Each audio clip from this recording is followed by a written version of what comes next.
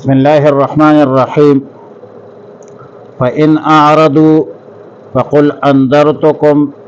صاعقة مثل صاعقة عاد وثمود۔ پارہ 24 سورہ حامیم السجدہ رکوع 2 آیت نمبر 13 تا 17۔ گزشتہ آیتوں میں اللہ رب العالمین کے قدرت کاملہ اور دلائل توحید تھی۔ اب ان تمام تر دلائل و شواہد کے باوجود یہ بدبخت لوگ توحید سے، عقیدہ توحید سے اعراض کرتے ہیں، تو رسول اللہ صلی اللہ علیہ وسلم کو خطاب ہے کہ آپ کہہ دیجئے ان لوگوں کو کہ میں تم لوگوں کو ایسے آفت و عذاب سے ڈراتا ہوں جیسا کہ قوم عاد، قوم سمود پر کفر، شرک، تکبر، غرور کے وجہ سے آ پڑی تھی۔ جب قوم عاد، قوم سمود کے پاس بہت سارے انبیاء علیہم السلام مبعوث ہوئے اور حضرات انبیاء علیہم السلام نے سمجھانے کی بھرپور کوشش کی، بھرپور جدوجہد کے ساتھ اللہ کا پیغام اپنی قوموں تک پہنچایا، قوم نے تکبر کیا، غرور کیا، استہزاء کیا، اور انبیاء علیہم السلام نے بڑی جان توڑ کر کوشش کی، صلاح اور فلاح کی بنیاد پر بڑی محنت کی، لیکن ان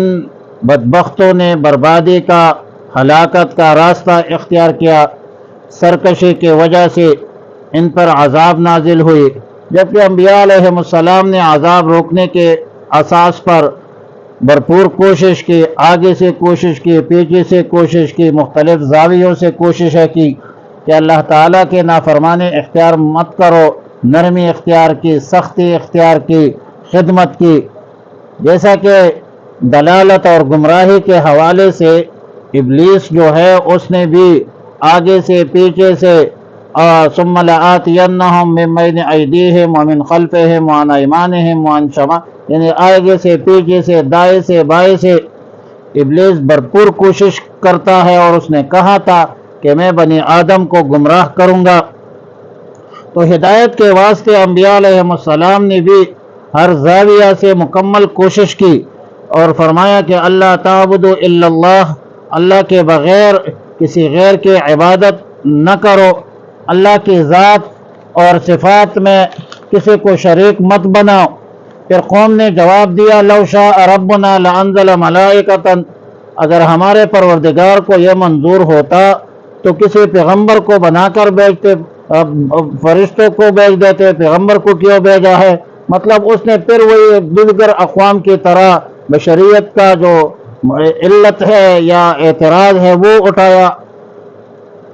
اور اسی بنیاد پر یہ توحید کے منکر ہو گئی۔ جیسا کہ انہوں نے کہا تھا کہ آپ پیغمبر ہے، اگر فرشتہ آ جاتے اور اللہ کا پیغام ہمیں دے دیتے تو ہم مان لیتے، کیونکہ آپ پیغمبر ہے، انسان ہے، تو ہم آپ کی بات نہیں مانتے۔ پھر قوم عاد کا ذکر کیا کہ یہ قوم عاد جو تھے وہ دنیا میں تکبر کرنے لگے، اور جب عذاب کی وعید سنائی تو کہنے لگے کہ وہ کون ہے؟ تکبر کیا کہ جو ہم سے قوت میں زیادہ ہے، ہم سے زیادہ طاقتور ہے، کہ وہ ہمیں ایسے عذاب میں مبتلا کرے اور ہم اس کے دفع کرنے پر قادر نہ ہو۔ اور یہ قوم مسلسل اللہ کی آیتوں کا انکار کرتے رہے۔ فارسلنا علیہم ریحا صرصرا، پھر ان بدبختوں پر اللہ تعالیٰ نے ایک زوردار ہوا اور آواز بھیجی جو ان بدبختوں کے حق میں منحوس ثابت ہوئی، تاکہ اللہ تعالیٰ نے فرمایا کہ ہم اس کو دنیا میں ہی نشان عبرت بنائے، دنیا میں رسوائی کا، عذاب کا مزہ ان کو چکھا دے، اور آخرت کا عذاب اس سے بھی زیادہ رسوائی کا سبب ہے، اور کہیں سے ان بدبختوں کی مدد بھی نہیں کی جائے گی۔ ریحاً سرسرن دراصل صاعقتن کی تشریح ہے۔ صاعقہ کا اصل معنی ہے مدہوش ہونا، بے ہوش ہونا، اور ایام نحسات سے مراد ان بدبختوں کے بدعمالیوں کے سبب وہ دن مراد ہو گئے، ورنہ قرآن و حدیث میں کوئی دن منحوس نہیں ہوتی۔ اور جو قوم سمود تھے تو ان کو انبیاء علیہ السلام کے ذریعے ہدایت کا راستہ بتلا دیا گیا، لیکن فاستحب الاعمى، اس نے گمراہی کا، ضلالت کا راستہ اختیار کیا، بد کرداری کی وجہ سے سائقۃ العذاب الہون کے مستحق ہو گئے، ذلت والے عذاب کے یہ مستحق ٹھہرائے گئے۔ فرمایا فَإِنْ أَعْرَضُوا، پھر اگر وہ منہ موڑ لے، فَقُلْ کہہ دیجئے أَنذَرْتُكُم، میں تمہیں ڈراتا ہوں، صاعقۃ،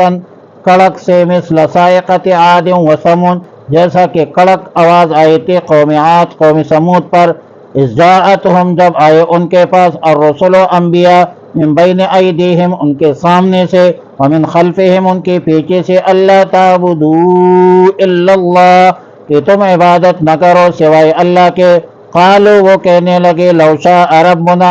اگر اللہ چاہتا ہمارا رب چاہتا، لا انزل ملائکۃ، تو نازل کر دیتا فرشتے، فإنا بما ارسلتم به کافرون، بے شک ہم اس پیغام کا جس کے ساتھ تم بھیجے گئے ہو ہم اس کے انکار کرتے ہیں۔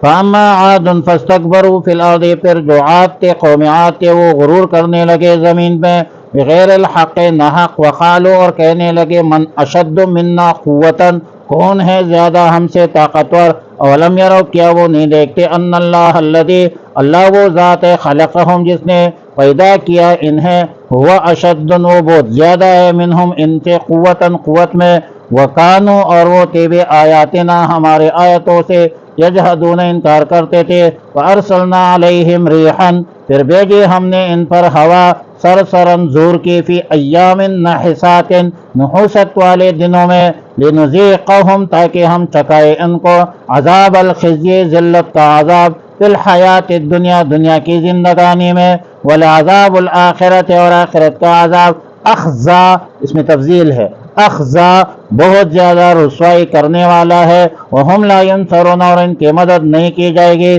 واما ثمود، اور جو ثمود تھے، فہدیناہم، ہم نے ان کو ہدایت دی انہیں انبیاء کے ذریعے، فاستحب الاعمى، تو انہوں نے پسند کیا اندھا رہنا، علی الہدی، ہدایت کے مقابلے پر، فاخذتہم الصاعقۃ، پس پکڑا انہیں، صاعقۃ، کڑک نے، العذاب الہون، رسوا کن عذاب سے، بما کانوا یکسبون، بسبب اس کے کہ وہ عمل کرتے تھے، ونجینا، اور ہم نے نجات دی، الذین آمنوا، جن لوگوں نے ایمان لایا تھا، وکانوا یتقون، اور وہ بچتے رہے نافرمانی سے، کفر سے، عناد سے، بغض سے، کفر سے، شرک سے۔ اللهم ربنا تقبل منا انك انت السميع العليم وتب علينا يا مولانا انك انت التواب الرحيم اللهم احسن عاقبتنا في الامور كلها واجرنا من خزي الدنيا وعذاب الاخره وصلى الله على النبي الامي الكريم